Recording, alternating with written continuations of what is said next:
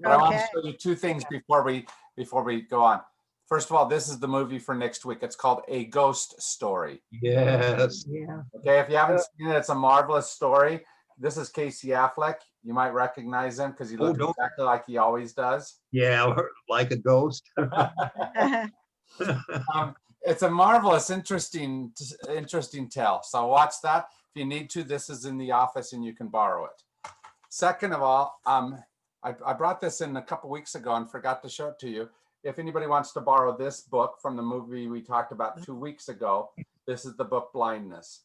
Okay. Oh, so yeah. it'll also be right here in my office, and you can come borrow it if you want to. Okay. Okay. Mhm. So Just Mercy. Where did you see God in this movie? I saw God everywhere. Good. Yeah. Tell me some specifics. Well, I saw God offering the challenge to Brian Stevenson and his picking it up, especially when he did not know what he was in for. Yeah. Mhm. Thank God for the unknowing of youth. You know, sometimes we have this idealism in youth that says, I'm just going to go do it no matter what.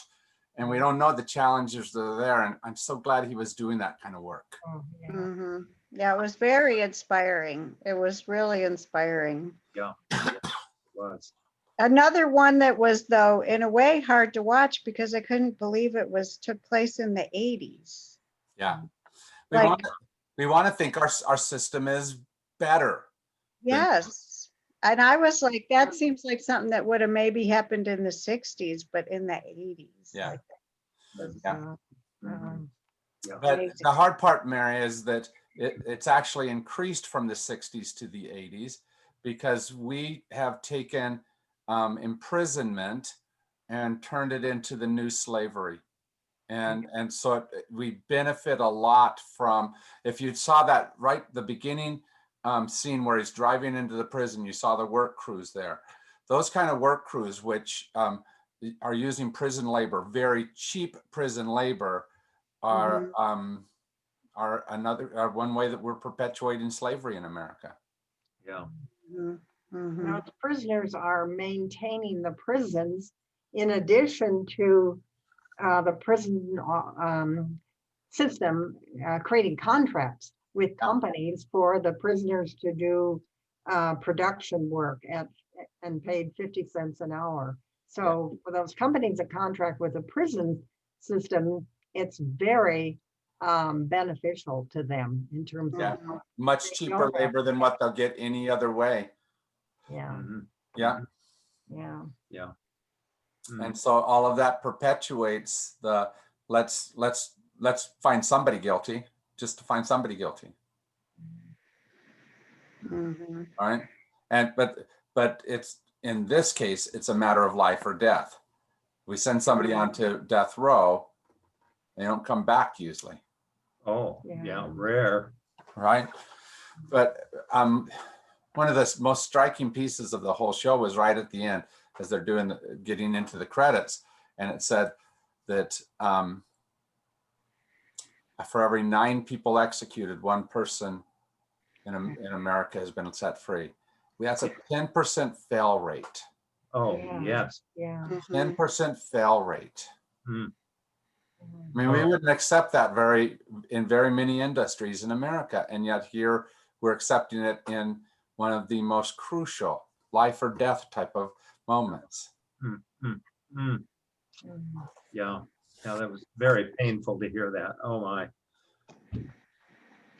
Another place I saw God at work was the courage that, well, he in particular, but also the woman, the white woman that was working so closely with him. I can't think of her name right. Her name's Eva. Brie Eva. Larson is the actress, but Eva was the. Okay. That so many times I thought, oh, it's overwhelming. How can you proceed? You're bound to get shot for one thing, which they weren't, fortunately, but there were the threats and so on. And he didn't, he didn't act like some of these of a Superman kinds of things. Oh, I'm gonna take them all on. Not like that at all. He always seemed he had himself together. He had his mind together, and just kept going forward without extra protection and help and so on that we saw in the movie. Now, it might have been different in the real life situation somewhat. Well, That is a special kind of courage. It's a courage that's built from devotion. Yeah. Not just hero ship. It's Yeah. yeah. And that devotion I thought was a God yeah, created center in him. absolutely. But you saw at the end, it showed the real people who were doing this, and it was quite a crowd. So he wasn't completely alone. It was a Yeah. group of people fighting very hard for it. And it showed some of that recruiting. Like, I love the one part where he's talking to the one guy, and the guy said something like this: I think you should train up another lawyer, so I got someone to help me when they take out your ass. Yeah, yeah, Yeah. right. Yeah. That line. They were sure something was going to happen to Brian Stevenson, right? And so you got to Right. so there were people there that were making the same types of challenging decisions. Yeah, yeah. Um, Yeah, that was the line that triggered my thinking. I remember now. yeah, because what a dangerous place there, especially. Mhm. It doesn't take much imagination to see how people would protect that, especially like the sheriff that they showed, who's there for decades, Mhm. right? And he's protecting his stuff against somebody like Brian. Yeah, yeah. Yeah, it seemed like he just wanted to be a hero. He brought somebody to, he found the guilty person, for the crime. I think he just wanted to be a hero. And Mhm. he So didn't why, care. yeah, so why is it that we choose to take the easy route instead of doing the harder work, right? Johnny D was just an easy person to catch, right? Mhm. Forcing the other guy, what was his name, Ralph, to testify against him, scare him into testifying against him was just an easy way to do it. But nothing had to do with justice. Mhm. Why? Yeah. Why is that cheap justice okay? Well, I think that's where it shows how systemic this is. Yeah, It's been built into the correction system, quote, correction system, for such a long period of time that it's just assumed that you can get a black man and charge him real quickly and nobody will be there to defend him. And then if you need to find somebody who will testify against him, then you look for another person that has been charged. So you're really using victims against victims. yes. Yeah, yeah. And isn't that a sad note though, Diane? That we further victimize those who are already in that space. Already victims. Yeah. Oh, yes. Yeah. And we feel justified in doing that. Oh, And then the other thing I was really surprised at was when he brought all this evidence to have a new trial and the judge wouldn't allow it. And I just was like amazed. I mean, obviously that's what really happened. That how, no matter what level you took it to, it was so unfair. Yeah, I would say beyond amazed to shocked. Yeah. Yeah. yeah. Yeah, shocked, really. But I think it was all epitomized for me right near the beginning of the movie when he first goes in there and the young guard is letting him in. And he says, I'm going to have to strip search you. Mm-hmm. Yeah.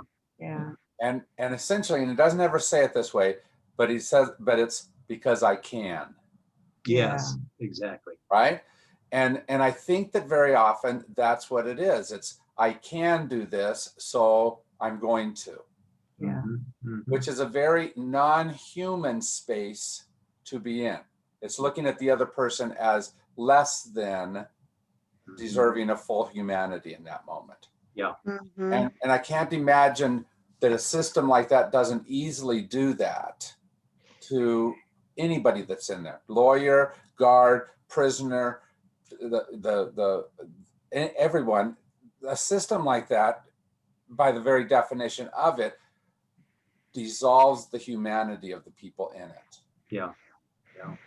Yeah, it always puts the guards, they're always right, and the prisoner is always wrong, because, hey, if you wouldn't be in prison if you weren't wrong. So Yeah. I'm right and you're wrong. And so it's black and white, basically. Yeah. No in between. I also thought in that scene that when he said he was going to strip search Stevenson, it was an effort to humiliate him It too. was. Yes. Here's an uppity black man that comes in to defend another black man. Right. So we'll just show you what your place is here. Yeah, let's show you your place. That's exactly right. Mm-hmm.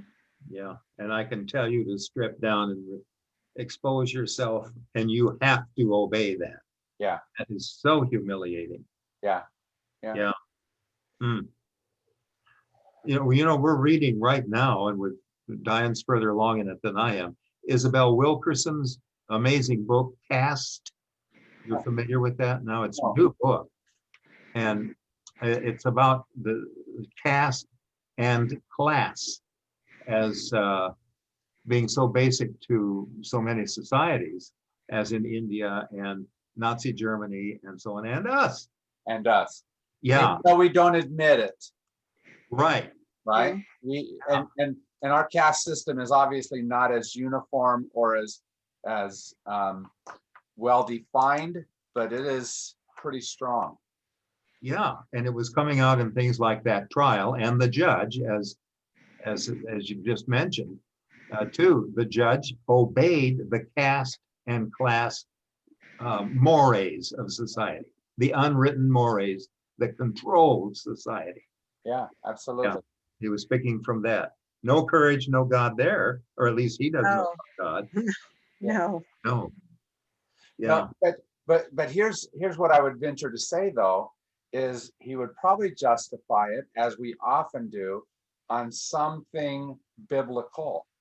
Much of what happens in the South is based on what they consider Bible, but isn't really truly of God, right? Yeah. A justice system that has to punish no matter what. Yeah. We say that's of God, but it's really not, No. No. either in religion or in society. So I'm Right. guessing that he would justify it somewhere along those lines. Mhm. Look at me being righteous in God's eyes. Yeah. Yeah. Right. Oh. And then that becomes really difficult to let go of, Mhm. which is why the one guard was so remarkable. And I'm sure it was composite character that they kept showing him being around and changing, up until the time where, right after that scene that you were talking about, or no, right before that scene, after they finished doing the talk about it, he let the family come over and say hi. Oh, yes, yes. Right, Mhm. same Right. guard. Yeah. And there is humanity within the system, and that's part of it, what I think it's trying to say. But can it be developed from the guy who makes you strip search, or is that some other guard that you have to develop a relationship with? Yeah. Yeah. Oh, yes. Mhm.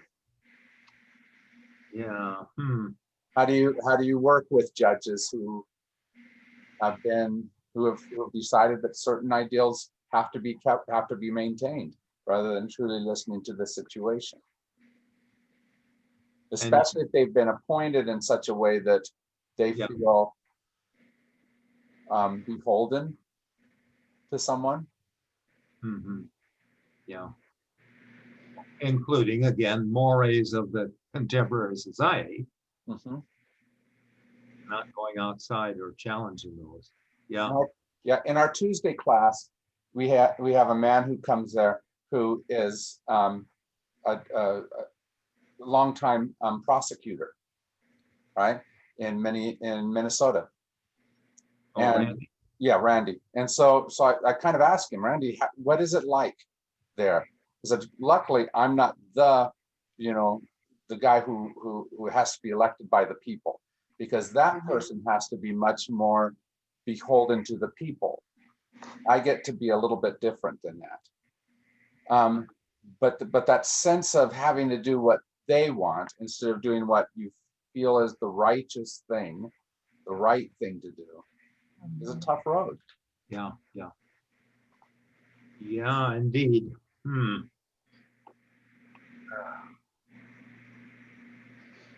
So all the way through this, what I'm trying to go is, how do I step into these kinds of roles? What do I do? Because obviously I can't fix the system, but what can I do? What can we do? Diane, you've been doing some good work that way to try to solve some of the problems in our system. Tell us about that. Well, for about 5 or 6 years, I presented workshops to women at a women's prison when it was here. These were women who were within 3 to 6 months of release, and the workshops had to do with preparing for release. I learned more than they did because I had not experienced the incarceration. And as I mentioned, every time I drove away from the prison, I felt blessed that I wasn't in there. I felt grief that they were in there, because they touched my life in a way that nobody else had ever touched it. But what I learned was that most of the women that I saw had been on the streets by the time they were 14 or 15 because they had been turned out of their home. They had to learn to be street smart. They had lots of street smarts. They didn't have a lot of how do we fit into society, a conventional society smarts. And that's what we were working on. Street smart doesn't always follow the law. No, it does not. No. But the women that did best were women that wanted to give back to society when they got out. And some of those women I continue to have contact with. And I find that the addiction that they had to the drugs and to the dealing moved to an addiction to help people, which was a much better one. Mm-hmm. And gave them a sense of purpose. I think that's what I learned out of that. And I never knew when that was going to happen. There were some people that I was sure would be able to make it through and do well, and I was wrong. So one of the main lessons is that we never know somebody completely, and that planting the seed for when it might be possible for somebody to regenerate herself is the work to be done, I guess. Mhm. I did quite a bit of work up in Adobe Mountain, which is a child juvenile detention center up in Phoenix area. Yeah. Same type of thing that you noticed. You do this stuff and you say, okay, here's this kid that's about to go on the outs. He's really got his act together, and then he'd be back in a week. Right? Yeah. Because it's a different story being able to grasp it here in relatively controlled situation and being out there with all the variables that are there. And it's really interesting, the dynamics of that, isn't it? Yeah. Mhm. And can be very heartbreaking. And you stay with it, Mhm. as Diane did for those many years. Uh-huh. Stay with it. And Brian I used- Stevenson, yeah. I used to teach a class at the massage school. It was called Addictions in Recovery. And I had a lot of different people come in and talk to my students about different types of addictions. And then my students ended up doing massages on clients that were out at Casa de la Vida, anyhow. And I remember one of the, and I'll tell you what, massage made a huge difference. I mean, the changes I saw, but I remember one of them saying that, but when they were there, if they either went to prison, if they broke probation and they left that facility, if they broke probation, then they went to prison. And one of them had said, I've been in prison before and I know how to deal with prison. I know how to live in prison. I don't know how to live Yeah. here. Yeah. And they broke probation. Oh, yeah. Yeah. Oh, Well, and Yeah. part of that is because prison, for all the bad that it is a controlled environment. And it makes easier decisions in some ways. oh, yeah, yeah. And people become acculturated in prison so that especially if they've been in there several times, then they know how to live with that, they know how to deal with that. And it's a real step of courage to say, I'm going to try to live outside of the prison. I looked at some of these women and I don't know that with their background, if I had lived like that, I would have had the courage to do what they did when they decided to change their lives. And see, I don't know how to replicate prison without it feeling, and on the outs, I don't know how to put something in place that gives the structure for someone without it being potentially toxic as well. Yeah. Outside of prison. Right? Right.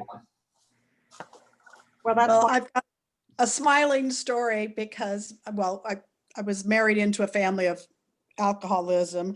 And my brother-in-law, and I still call him my brother-in-law, even though he's not legally my brother-in-law.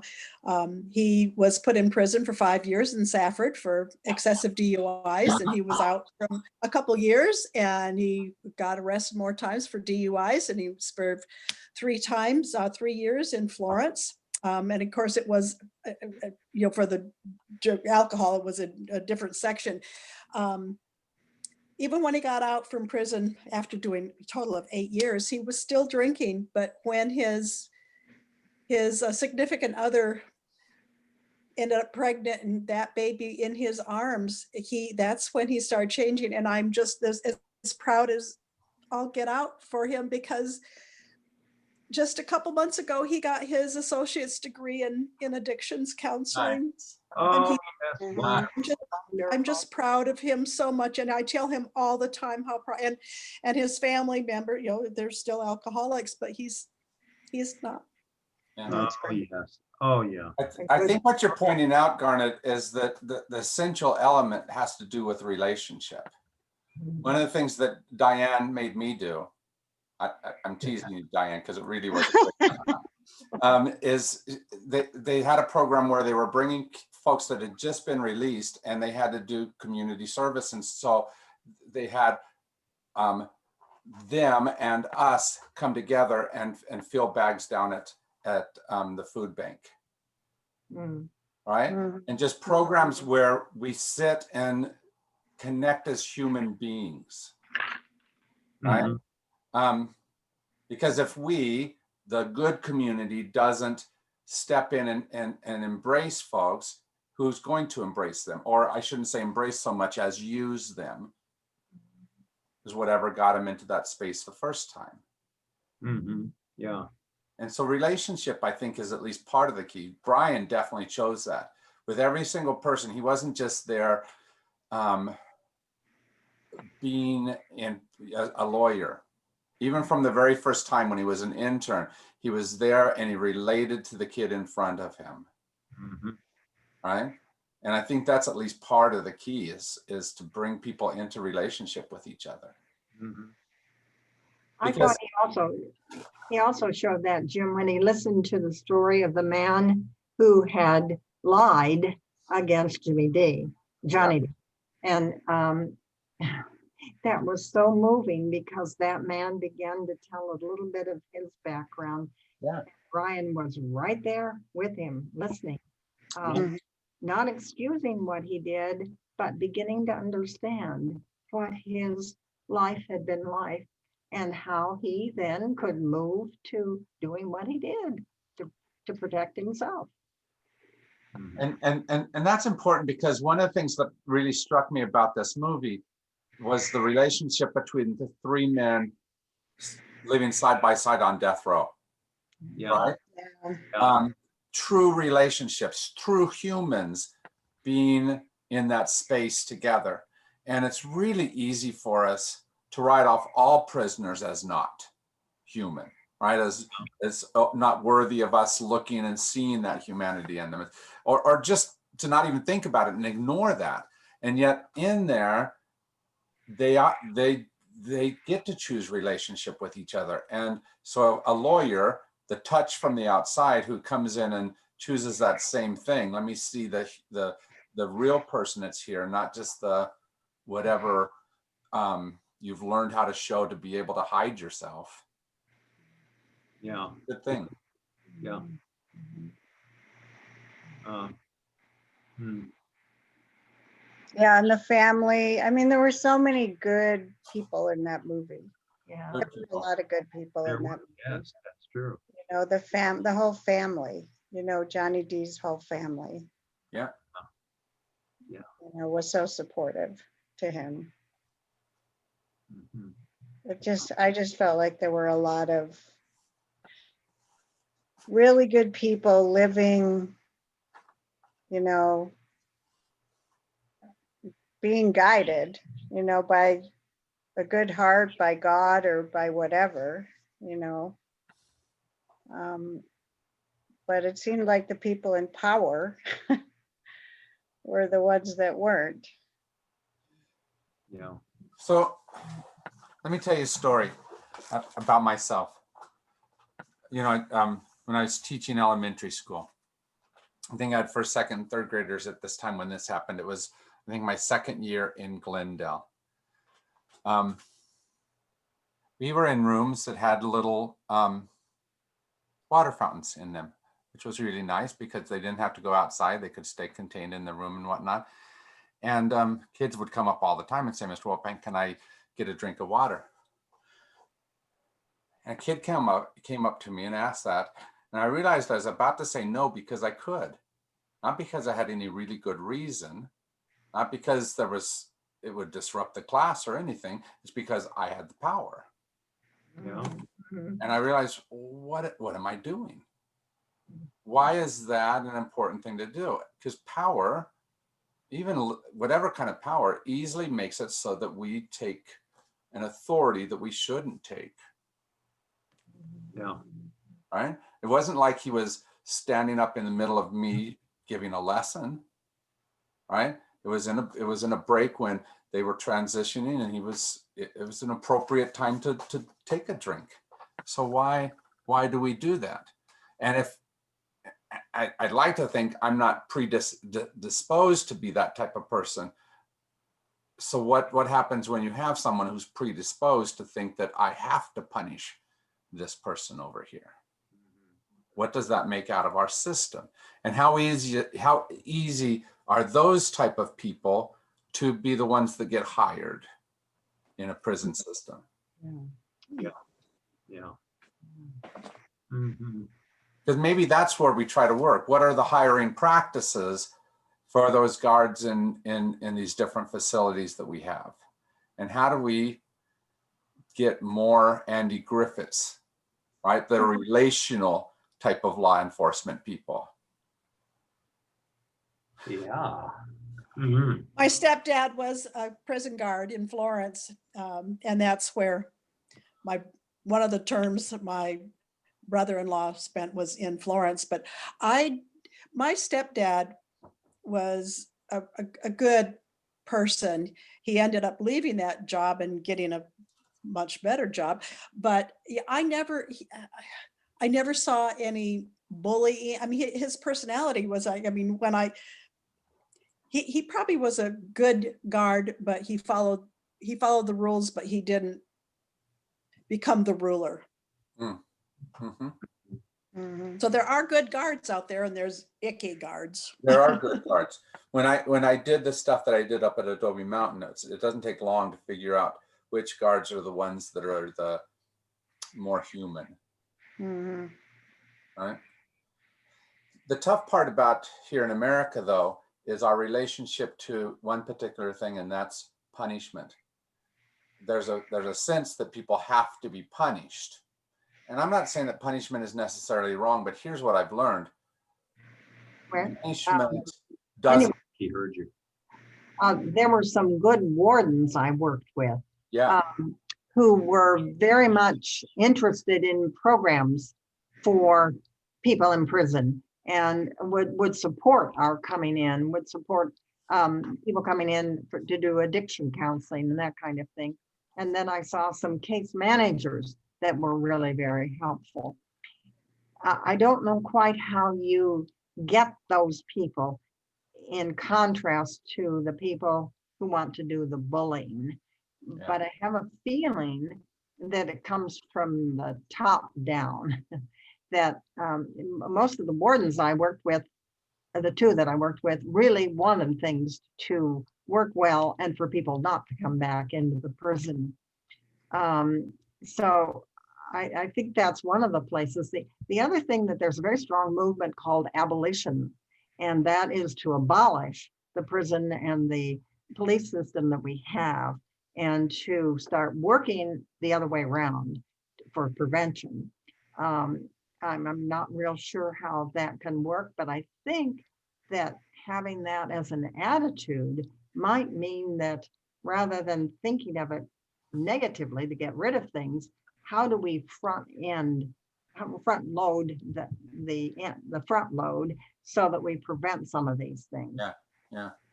And at least part of the work that you're doing, Diane, has been in getting rid of private prisons, for-profit prisons. Oh, yeah. Because Absolutely. that's a vicious cycle that Mhm. that makes it so that we have to have more prisoners. We have to continue.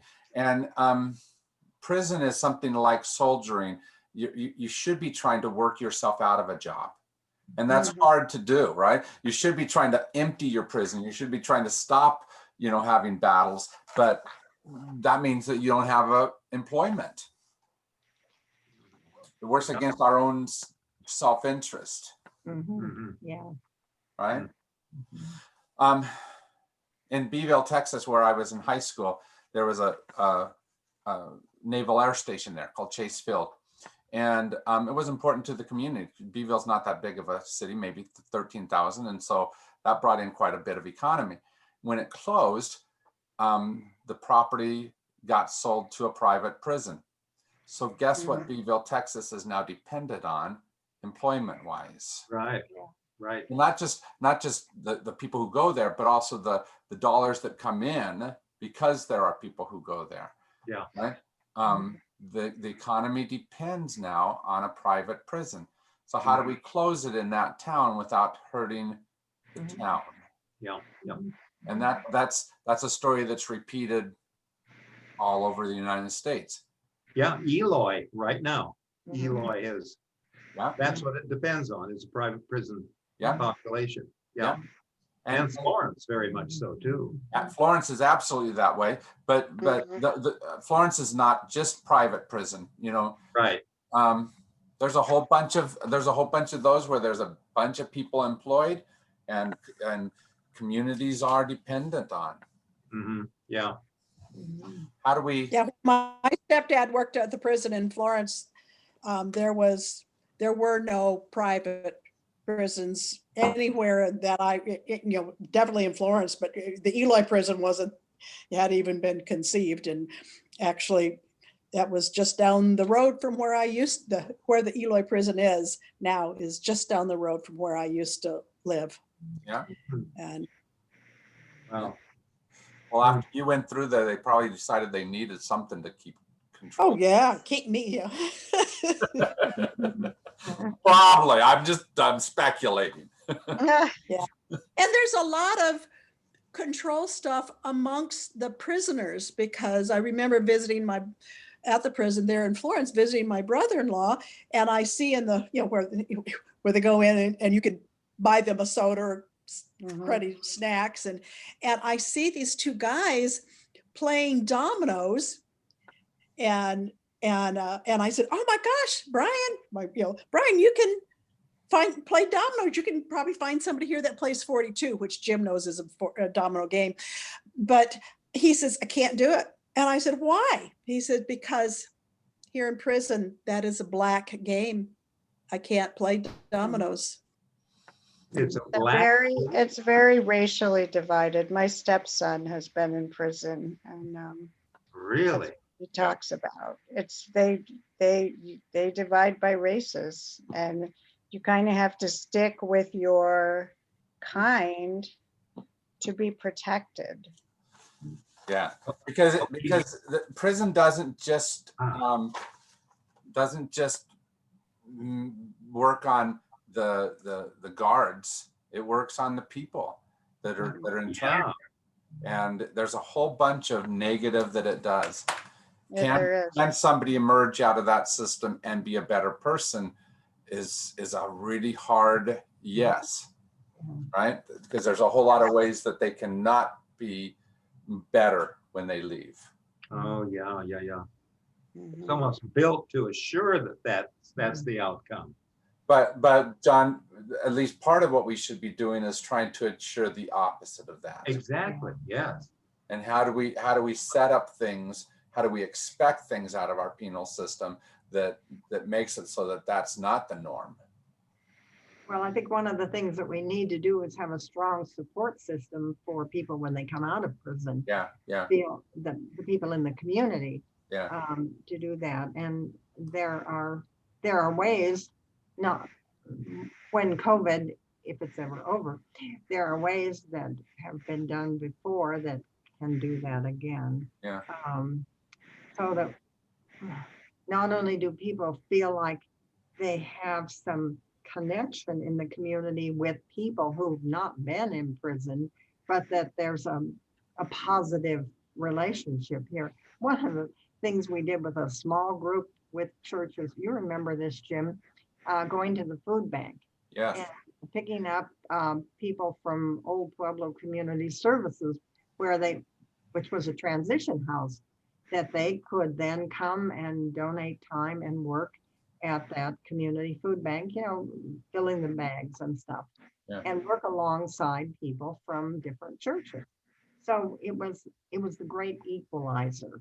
It was a very small step, but it was one of the first things that those people who were coming out of prison had a contact with people who had not been in prison, Right. to help the community in general. So some of those things are ways that we can, as faith-based people or not faith-based, we can provide a support entity. That's right. But that takes us believing what Brian Stevenson said in his first line in front of Congress, right at the end of the movie, where he said, I've learned that each of us is more than the worst we've done. If I look at that prisoner and I'm always judging them by that worst thing, then I'm going to miss something very important about what could transform them.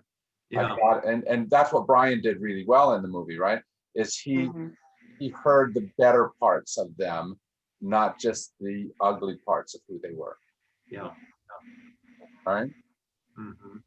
Of course, he has to be very truthful to himself and honest to himself too, as to the things that they had done, whatever those were, that were not good. Yeah. And to include that within his full knowledge of how can I help honestly, fully, and truly. Yeah. That's a God-given gift too, I think. It is, but also one that can be developed by all of us. Yeah. All of us have to look at somebody and not just see them by our first. That's right. Right. And that's following Jesus, right? I think that's exactly right. I And it's think not so. simple. That's right. I definitely think it's one of those take yourself above what's in the easiest normal and step up to the next level. Yeah. Right. Exactly. But it's kind of don't be afraid of the leper. Yeah, Walk towards them. Yeah. right. Yeah. Well, I think the great humanizing aspect for me was hearing some women's stories and realizing that had I been in the situation that they were in, I very likely would have done exactly what they did. Yeah. And so that I had no leg up on purity or doing the right thing. I was Right. I was right there on that level. Then the next question was the one, could I have made the break from that life that some of these women are doing? And I don't know the answer to that. So that was the step of humility too. And I, that never left me. I always felt touched by, I could have been that person and I don't know whether I could have risen above it. Right. For me, it was just this, okay, so these were teenage kids that I'm dealing with, and I hear some of the stories of what they did and said, yeah, mine weren't that much less, you know, some of the teenage pranks you do, right? Yeah, yeah, right. Yeah. Boy.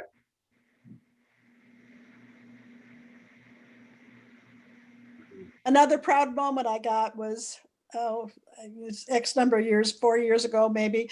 I had gone to a state board of massage meeting, which I'm involved with them, and the gentleman I sat next to, I just gave him a moment. I said, "Oh, sorry, you here to get some free continuing ed hours?" He goes, "No, I'm on the agenda." And he was before the board, and as I found out, when he was 16, he had been he had been somehow involved in somebody's death. He was not the murderer, but he was, and he served 20 years in prison.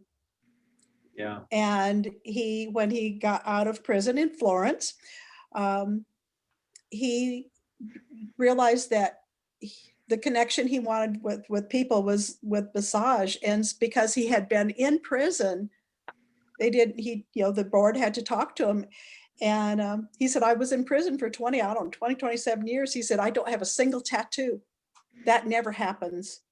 But I was just, again, thrilled to pieces that the board granted him his massage license, because he's a good person. He's a good person, and will well serve the community that he works with. And he said he really wanted to serve other, people that needed it financially. But that means that board had to believe in transformation. And sometimes when we look at people, it's really easy for us to believe in what they did, the damage that happened, that they should continue to pay the price. And somehow we have to realize that being able to transform somebody is more important than that. yeah. Or provide the opportunity for them to transform themselves. That's right. That's right. And that's a real delicate ushering process. Yes.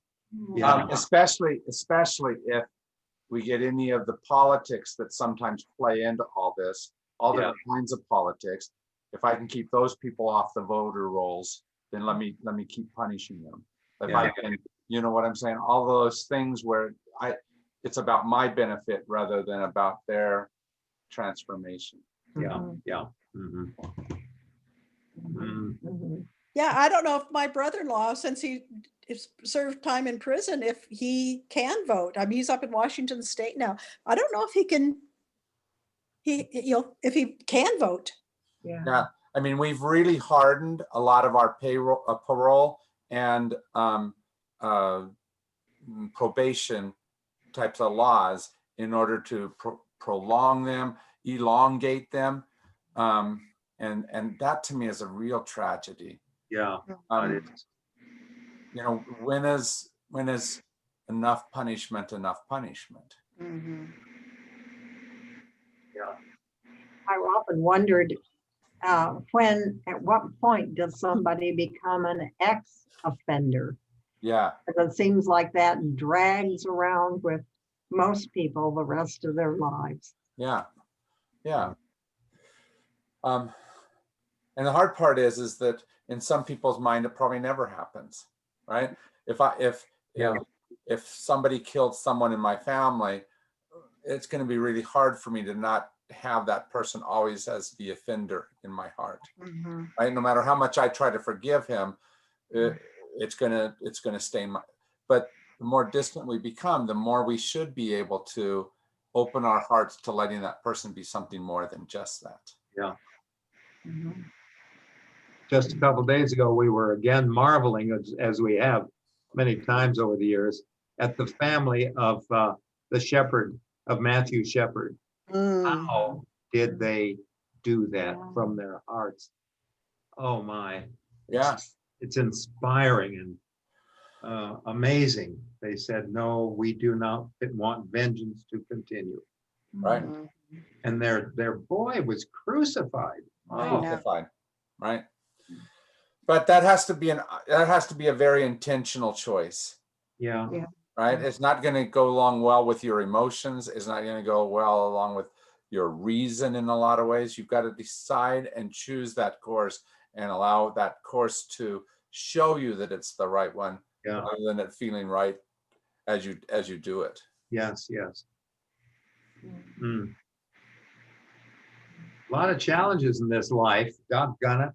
There are a lot of things, but there are a lot of things like this. 142 people have been freed by Brian Stevenson's work, Yeah, right? That's hallelujah. There are things that are changing. There are Mhm. ways that we are be, extending the beloved community beyond what we want to, or what life tells us we ought to. Uh-huh. Yep, Yeah, and I think it's really important to know more about those things and the people that are doing, helping make those changes that are so significant in society and That's right. that are entering into relationships that were more unthinkable before. And transformation is happening. We need more of those stories. We do need more of those stories. But Mhm. that's an ongoing type of thing, because there's always incredible things that are happening. People are reaching into very challenging spaces and doing transformative work in all kinds of different ways. Some of them that are doing it like Brian, some of them where a guard is acting like a human and helping that prisoner have not the terrible time that it could have been. Right? yeah, So if we can raise up good guards, if we can help the wardens set the voice for the prison that allows for the best to come out, if we can do that type of work, if we can, like you were saying earlier, if we can figure out how to do the stuff that makes it so we have less prisoners ahead of time, things like education, right? If we're not educating in our poorest neighborhoods, we're increasing the prison population. oh, yeah, Mhm. Direct correlation between those. yeah, If we don't have programs that job programs that help people to find a way to be able to economically not be caught into a life of crime, then we're hurting ourselves. mhm. And yet we perpetuate those programs that hurt people in those neighborhoods. And that's all part of the job of the church, and that's us. Yeah. Yeah, Mhm. And if it's true, like Diane said, that a lot of these women were on the street at such and such an age, what are we doing to stop that, Yeah, mhm. yeah. to change that kind of cycle? How are we rescuing Boy. the people that are caught up in that kind of exploitation? Yeah. Mhm. Yeah, yeah. Oh, boy. New York City, they had an organization that's probably still there, a nonprofit called Street Work. And my very close friend of 25 years, he worked there as a counselor. And they helped kids who had to run away from home because of abuse or sexual abuse, drug abuse by their parents, things that made it impossible for them to stay there. And and so they would go, the counselors would go into even abandoned buildings and look for the kids and hand them their business card and say, if you need a meal, if you need a place to sleep, if there's anything we can do to help you, then come on over, contact us, whatever you need. Uh, And of course, if they could, they got them into counseling, and they, it's a hard population, of course, to work with, but they were able to help some of those kids to be able to, go into society and become productive members of society, and to heal enough that they could have, a more normal life. Yeah, we have a really good program here in Tucson. John introduced us to it about 5 years ago when we did an auction, and they were one of the beneficiaries of our auction. It's called Youth on Our Own. So John, tell us about Youth on Our Own. Yes, that's a good one. On their too. own. Tell us about it, John. Oh, well, I always assume that everybody knows about them. It's really amazing among so many in Tucson that are amazing. This is not entirely unique, except that it is to a support system for young people, high school and college age, who could and should be in school and actually want to be, but they have no homes. Mhm. How do you provide for that without, building houses or so on? You can't do that. I mean, what organization can just build a whole series of houses? Well, of course, Habitat for Humanity does that. But so that's what the focus is on, locating, first of all, those young people, and seeing if they would like to be a part of the program that gets them into school and supported there so that they have places to live. So that means that there are volunteers in community, families that volunteer, say, yes, we have an extra room in our house. We would be glad to take this young person in for whatever period of time, and also provide food. So yesterday at my Metropolitan Education Commission meeting, a lady spoke up and followed up with a presentation she'd done a couple months earlier. And she said, right now, we're having a hard time finding those kids. She was the representative from Yoto, from Youth on Their Own. And They have really nowhere to go to for living and for support. yeah, yeah. And in the age of COVID right now, it's getting harder to find those kids. Oh, yeah. Right? Mhm. They're not being referred in the same way. And so just us being aware of where is it that we might have someone like that. Yeah. They're sleeping on porches, for example. The current care partner that I'm really very close to, that I'm in contact with fairly regularly, in walking the streets, and it's part of South Tucson, there are a lot of those very people simply sleeping on porches, and that's it. And however they get food is, it's just all kinds of ways, and people do volunteer it, especially in those neighborhoods. Mhm. But two of them and say, we've got beans this morning or whatever. And even the Del Taco has provided a few times that I'm aware of some food. Yeah, okay, yeah. We've got these left over from breakfast. They're not going to sell the rest of the day. Here, do you want them? Yeah. Well, sit down and we'll bring some over to you. That kind of thing. Yeah. So Yeah. there is a graciousness in the community when it is touched. Speaking of touch, just as what is her name? Siri Johnson. Yeah. Said people will, with touch or the massages there, and literally touch means so much. But you can be touched with words too in this time of COVID, and with providing some food, maybe just a single meal. You don't have to be committed for months on end or something. A gorgeous young woman that I know, when she was 16, her mom and dad divorced. Mom went to California, dad went to Texas, and this lady was left in Arizona on her own, literally for the last 2 years of her high school career. she survived because of a whole lot of people that each gave her a little. You know, right? Sometimes she stayed at this person's house for a while. Sometimes this person gave her ways to be able to get past things. And Joni grew up to be an amazing woman. Ah, Mm. ah, And it's because of people like Brian Stevenson that saw something better than what yeah, happened. yeah, yep. So part of what this whole thing is about is, where is it that you will be the just mercy that that person needs? Mm. How will you be present? Mhm. How will we? Thank you for your time today. Thank Oh, you. Thank It was you. a great movie. It's Next- a, Yeah. Next week, we talk about ghosts because, you know, Halloween's coming.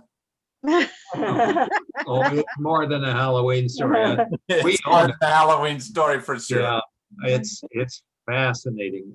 We have it and have seen it 3 times already. If you need to borrow it, it's here. Remember that this is a movie that's maybe a little harder to find. So if you come and borrow it, bring it back as soon as you can. Yeah, All And I right. think it's on Netflix too. It probably is. Or Prime. I think I saw that it was on Prime Video too. oh, yeah. Take care, my friends. Thank All you. right. Bye-bye, everybody.